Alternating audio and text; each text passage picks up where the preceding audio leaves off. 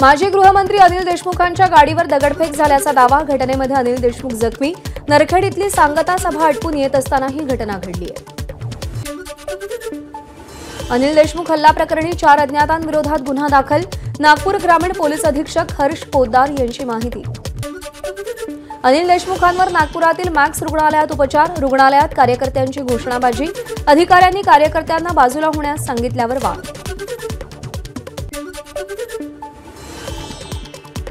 अनिल देशमुखांवरील हल्ल्यानंतर शरद पवार पक्षाचे कार्यकर्ते काटोल पोलीस ठाण्यात पोहोचले। दगडफेक करणाऱ्यांवर कारवाई करण्याची मागणी केली। भाजपने हल्ला केल्याचा अनिल देशमुखांना संशय, तर हा देशमुखांचा स्टंट असल्याचा भाजपचा दावा। अनिल देशमुखांवरील हल्ला फडणवीस स्वतः करतायत। देशमुखांचा मुलगा सलील देशमुख यांचा आरोप। फडणवीसांच्या जिल्ह्यामध्ये असे हल्ले का होत आहेत हे फडणवीसांनाच विचारा। सलील देशमुख यांची प्रतिक्रिया। देशमुखांवरील हल्ल्याचा सुप्रिया सुळेंकडून निषेध। हल्लेखोरांना अटक न केल्यास आंदोलन करणार, सुप्रिया सुळेंचा इशारा। अनिल देशमुखांवरील हल्ला निषेधार्ह। दगडफेकीनंतर शरद पवारांची प्रतिक्रिया। अनिल देशमुखांनी स्वतःवर हल्ला करून का घेतला? परिणय फुकेंचे देशमुखांवर गंभीर आरोप। एकूणच प्रकरण संशयास्पद, फुकेंचं वक्तव्य। राज्यामध्ये खालच्या पातळीवरचं राजकारण सुरू। अनिल देशमुखांवरच्या हल्ल्याची सखोल चौकशी व्हायला हवी, सुधीर मुनगंटीवार यांची प्रतिक्रिया। महाराष्ट्रामध्ये सत्ता बदल होणं अटळ असल्यानं हादरलेल्या महाराष्ट्रद्रोही समाजकंटकांकडून असे भ्याड हल्ले सुरू। अनिल देशमुखांवरील हल्ल्याच्या निषेधार्थ आदित्य ठाकरेंची एक्सपोज। गृहमंत्र्यांच्या नागपुरात माजी गृहमंत्र्यांवर भ्याड हल्ला। हा राजकीय हल्ला। अनिल देशमुखांवर झालेल्या हल्ल्यावरून संजय राऊतांचा फडणवीसांवर निशाणा। यावेळी सिद्दीकींच्या हत्येचाही राऊतांकडून उल्लेख। माजी गृहमंत्री अनिल देशमुखांवर झालेल्या हल्ल्याचा काँग्रेस नेते बाळासाहेब थोरातांकडून निषेध। गृहमंत्र्यांच्या जिल्ह्यात प्राणघातक हल्ला होतो। राज्यात कायद्याचं राज्य की गुंडांचं? थोरातांचा एक्सपोजवरून सवाल। वरिष्ठ पोलीस अधिकारी अनिल देशमुखांवरील हल्ल्याचा तपास करणार। पोलीस या घटनेची सखोल चौकशी करतायत। नागपूरचे जिल्हा पोलीस अधीक्षक हर्ष पोद्दार यांची माहिती। माजी गृहमंत्री अनिल देशमुख यांच्यावर झालेल्या हल्ल्याचा माजी खासदार हरिभाऊ राठोड यांच्याकडून जाहीर निषेध। धामणगाव विधानसभेचे भाजपचे उमेदवार प्रताप अडसड यांच्या बहिणीवर चाकूने जीवघेणा हल्ला। अमरावतीच्या सातेफळ जवळची घटना। भाजप नेत्या चित्रा वाघ अडसड कुटुंबियांची भेट घेणार। धामणगाव विधानसभेचे भाजपचे उमेदवार प्रताप अडसड यांच्या बहिणीवर चाकू हल्ला झालाय। छत्रपती संभाजीनगरच्या गंगापूर मतदारसंघातील उमेदवाराच्या गाडीवर हल्ला। अपक्ष उमेदवार सुरेश सोनावणे यांची गाडी अडवून जमावाकडून दगडफेक। सोनावणेंसह जखमी झालेले लोक रुग्णालयात दाखल। हिंगोलीच्या कळमनुरीमधील वंचितचे उमेदवार डॉक्टर दिलीप म्हस्के यांच्यावर प्राणघातक हल्ला। 4 चाकी वाहनाच्या काचा फोडल्यानं म्हस्के यांना गंभीर दुखापत। नांदेडच्या रुग्णालयात उपचार सुरू, तर पोलिसांकडून तपास सुरू। नाशिक पूर्व विधानसभा मतदारसंघात पुन्हा एकदा गोंधळ। भाजपचे राहुल ढिकले आणि शरदचंद्र पवार पक्षाचे गणेश गीतेंचे कार्यकर्ते आमने सामने। ढिकलेंच्या कार्यकर्त्यांनी गीतेंच्या कार्यकर्त्यांच्या गाडीची तोडफोड केली। राजापूर मतदारसंघात लांजामधील शिंदे गटाचे कार्यकर्ते पैसे वाटप करत असल्याचा राजन साळवींचा आरोप।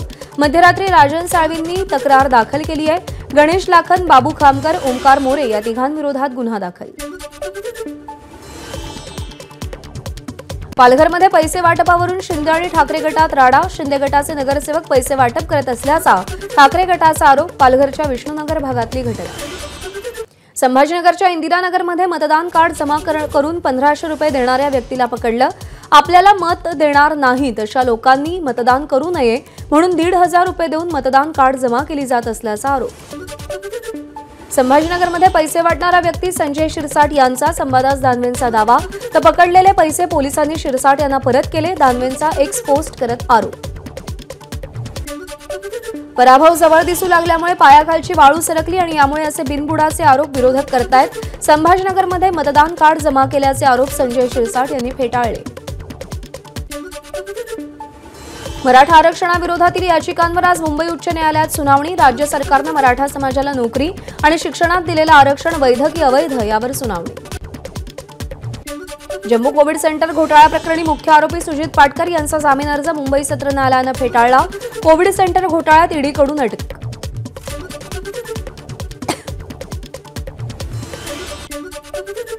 उद्धव ठाकरेंनी जाहिरातीत कोविडच्या उपलब्धीबद्दल माहिती दिली आहे. कोविडची कमाई कोणाच्या खात्यात गेली याचंही उत्तर उद्धव ठाकरेंनी द्यावं, किरीट सोमय्यांची मागणी.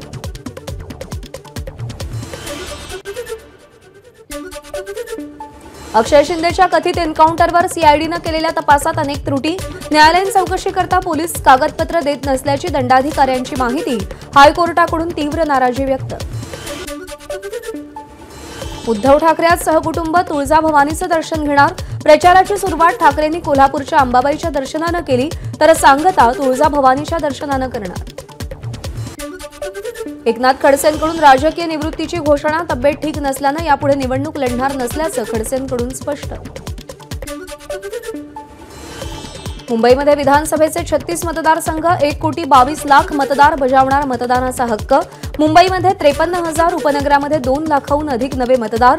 10,000हून अधिक मतदान केंद्रांवरती मतदानाची प्रक्रिया पार पडणार. मुंबईमध्ये मतदानाच्या पार्श्वभूमीवर 25,696 पोलीस अधिकारी आणि कर्मचारी तैनात. मुंबईमध्ये एकही संवेदनशील मतदान केंद्र नाही. कायदा सुव्यवस्थेच्या पार्श्वभूमीवर मात्र चोख बंदोबस्त. पालिकेचे 60,000 तर पोलीस आणि सरकारी यंत्रणेचे 40,000हून जास्त कर्मचारी निवडणूक ड्युटीवर. विधानसभा क्षेत्रांसाठी सर्व प्रकारच्या सुविधा आणि आपत्कालीन व्यवस्थेसाठी प्रत्येकी एक स्ट्रॉंग रूम तैनात. मतदानाच्या दिवशी मेट्रो 2 आणि मेट्रो 7च्या सेवा कालावधीमध्ये वाढ. उद्या पहाटे 4 वाजता मेट्रो सुरू होऊन मध्यरात्री 1 वाजेपर्यंत मेट्रो सुरू राहील. मतदानाच्या दिवशी बेस्ट बसच्या जास्तीच्या फेऱ्यांचं नियोजन. मुंबईतील 36 मतदारसंघातील दिव्यांग आणि 85 वर्षांपेक्षा अधिक ज्येष्ठ मतदारांना केंद्रापर्यंत पोहोचवण्यात येणार आणि त्यासाठी कोणतेही शुल्क भरावं लागणार नाही. महाराष्ट्रातील मतदानासाठी गोवा सरकारनं 20 नोव्हेंबर रोजी सुट्टी जाहीर केली आहे. गोव्यात राहणाऱ्या महाराष्ट्रातील नागरिकांना महाराष्ट्रात येऊन मतदान करता यावं यासाठी सुट्टी जाहीर करण्यात आली आहे.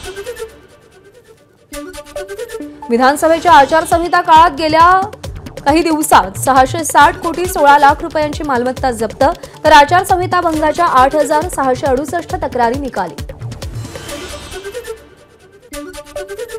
नाशिकमधल्या नामांकित हॉटेलमध्ये कोट्यवधी रुपये सापडले. निवडणूक आयोगाच्या भरारी पथकाची कारवाई. 5 कोटीहून अधिक रक्कम असल्याची माहिती. नाशिक पोलिसांनी रकमेसह गाडी ताब्यात घेतली.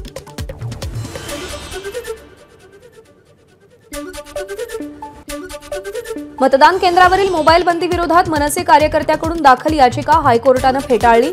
मतदान केंद्रावर मोबाईल वापरावरची बंदी योग्य असल्याचं हायकोर्टाचं मत. पुणे जिल्ह्यामध्ये 90% टपाली मतदान. जिल्ह्यातील 2,210 मतदारांनी पोस्टल मतदानाचा हक्क बजावला. पालघर विधानसभेमध्ये 22,92,000 मतदार. मतदानासाठी 2,278 मतदान केंद्र सज्ज. पोलीस अधिकारी कर्मचाऱ्यांसह सुरक्षा यंत्रणा तैनात असेल. धाराशिवमध्ये मतदार जनजागृतीसाठी विद्यार्थ्यांनी मानवी साखळीतून साकारला महाराष्ट्राचा नकाशा. सगळ्यांना मतदानाचा हक्क बजावण्याचं आवाहन केलं. राहुल गांधींनी एक है तो सेफ हैची पत्रकार परिषदेत खिल्ली उडवली. तिजोरीतून मोदी, अदानी आणि धारावीचे पोस्टर्स काढले.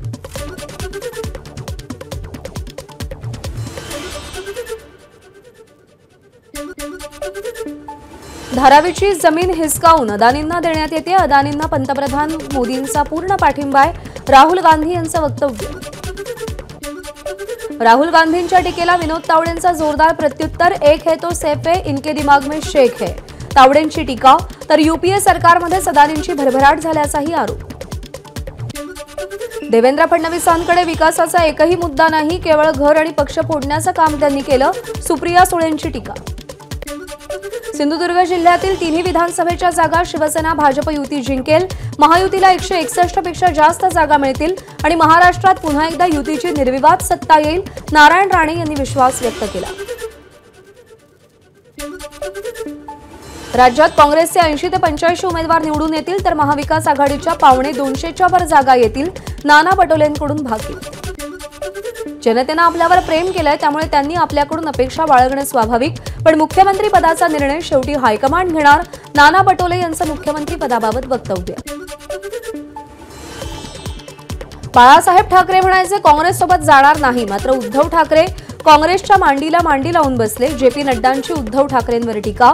राहुल गांधी संविधानाचं पुस्तक घेऊन फिरतात मात्र कधी ते वाचत नाहीत, राहुल गांधींवरही टीका. मालेगाव वोट जिहादचा मास्टर माइंडकडे 5 अकाउंट, दुबईतून 100 कोटी आल्याचं ट्रान्झॅक्शन समोर आल्याची किरीट सोमय्या यांची पत्रकार परिषदेत माहिती. महाराष्ट्रातील शीख बांधवांचा महायुतीला जाहीर पाठिंबा, संत ज्ञानी हरनाम सिंग खालसा यांची मुंबईमध्ये मोठी घोषणा. शेकापचे अतुल म्हात्रे यांना मनोज जरांगेंचा पाठिंबा, पेणमध्ये पत्रकार परिषद घेत अतुल म्हात्रे यांनी माहिती दिली. कालीचरण महाराजांच्या काल झालेल्या सभेचा आणि आपला काहीही संबंध नाही, जरांगे पाटील यांचा आदर करतो, कालीचरण महाराजांच्या वक्तव्यावर संजय शिरसाट यांचं स्पष्टीकरण. रश्मी शुक्ला यांच्या संदर्भातील याचिकेवर सुनावणीस मुंबई उच्च न्यायालयाचा नकार, रश्मी शुक्ला यांना पुन्हा सेवेत घेतलं जाऊ नये म्हणून न्यायालयात याचिका कशी होऊ शकते, हायकोर्टाचा सवाल. नाशिकमधील भाजपचा अंतर्गत वाद पुन्हा चव्हाट्यावर, भाजपचे माजी नगरसेवक कमलेश बोडकेंना तडीपारीची नोटीस, शरद पवार पक्षाचे उमेदवार गणेश गीतेंचा नातेवाईक असल्यामुळे पोलिसांसोबत संगनमतानं नोटीस, बोडकेंचा राहुल ढिकलेंवर निशाणा. पनवेल उरणमधून निवडून आलो तरी शेकाप महाविकास आघाडीचाच घटक पक्ष म्हणून राहणार, पनवेलचे शेकापचे उमेदवार बाळाराम पाटलांकडून भूमिका स्पष्ट, पनवेल उरणमध्ये ठाकरे गट आणि शेकापकडून 2 उमेदवार रिंगणात. कर्जत जामखेड मतदारसंघात रोहित पवारांसाठी शरद पवारांची सांगता सभा, रोहित पवारांना मंत्री करण्याचा शरद पवारांकडून संकेत. एबीपी माझा, उघडा डोळे बघा नीट.